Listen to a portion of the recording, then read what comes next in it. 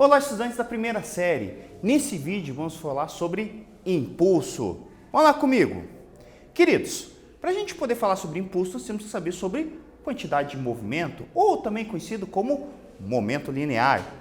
Essa grandeza física é uma propriedade de corpos com massa que apresentam movimento. Ela é definida como produto, ou seja, a multiplicação da massa, representada pela letra M, e da velocidade, representada pela letra V. Bem, a gente diz que esse cara é uma propriedade do corpo, certo? Bem, se você for observar essa bola aqui, você pode perceber que ela, certo? Ela pode estar com uma certa velocidade, tem uma certa massa, então a gente diz que ela tem uma certa quantidade de movimento. E uma coisa interessante, a quantidade de movimento é uma grandeza vetorial, ou seja, ela acompanha o vetor velocidade, ou seja, a quantidade de movimento está na mesma direção e no mesmo sentido da velocidade. Beleza? Bem, mas e aí, se eu quiser mudar a velocidade de um corpo, o que eu faço? Querido, para isso precisamos de uma força. Veja que doido, olha aqui, ó, por exemplo, esse golaço aqui de cabeça, né?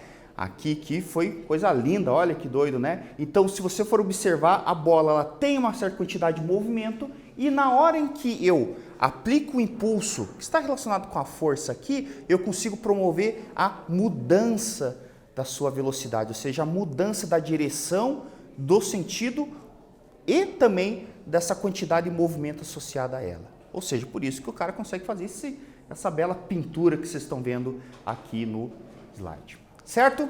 Né? Vamos lá. Bem, mas afinal, o que é a força? Né? Quando eu lembro de força, eu lembro do Bruce Lee, cara. Bruce Lee é o meu chapa aqui, ó. Veja aqui, ó, cara bonito, ó. Olha ali, ó. A força é qualquer agente externo que modifica o movimento de um corpo livre ou causa deformação num corpo fixo, certo? Então, quando a gente pensa em força, a gente está imaginando lá que é o cara, né? Aquele cara fortão e tudo mais. Mas é isso, é o cara que ele está promovendo uma mudança na quantidade de movimento, no movimento de um corpo. E também essa força ela pode causar a famosa deformação, certo? Como nós podemos ver aqui no nosso GIF do Bruce Lee, certo?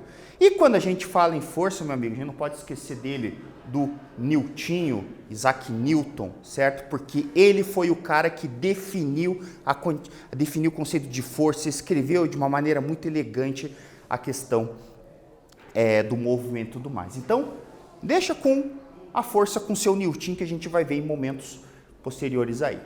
Bem, então o que seria o impulso, né?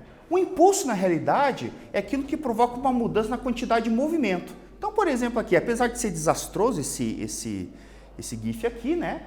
A gente pode perceber que para você promover uma mudança no movimento de uma pessoa, você precisa ter uma força envolvida. E essa força está relacionada com o impulso. Esse impulso está relacionado com a força que ela faz e o tempo de contato para poder executar essa força. Ou seja, o impulso é uma grandeza física que relaciona a força envolvida e o tempo de contato entre elas.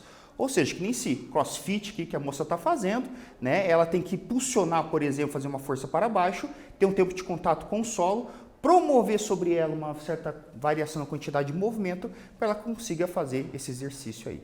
Beleza? Então, o que a gente consegue perceber aqui? Que impulso ele é igual a força vezes o intervalo de tempo e que, por essa razão, você tem que o impulso é Newton por segundo, a força é medida em Newton e o tempo em segundos, certo? Normalmente, quando a gente fala em impulso, o intervalo de tempo é muito pequenininho, ok? E esse impulso é aquilo que é capaz de promover deformação em bolas, por exemplo. Nos esportes a gente vê muito isso, né? Então, o impulso de uma força promove a mudança na quantidade de movimento de uma bola de qualquer esporte, certo? Nesse vídeo falamos sobre impulso. Espero que vocês tenham gostado. Até breve!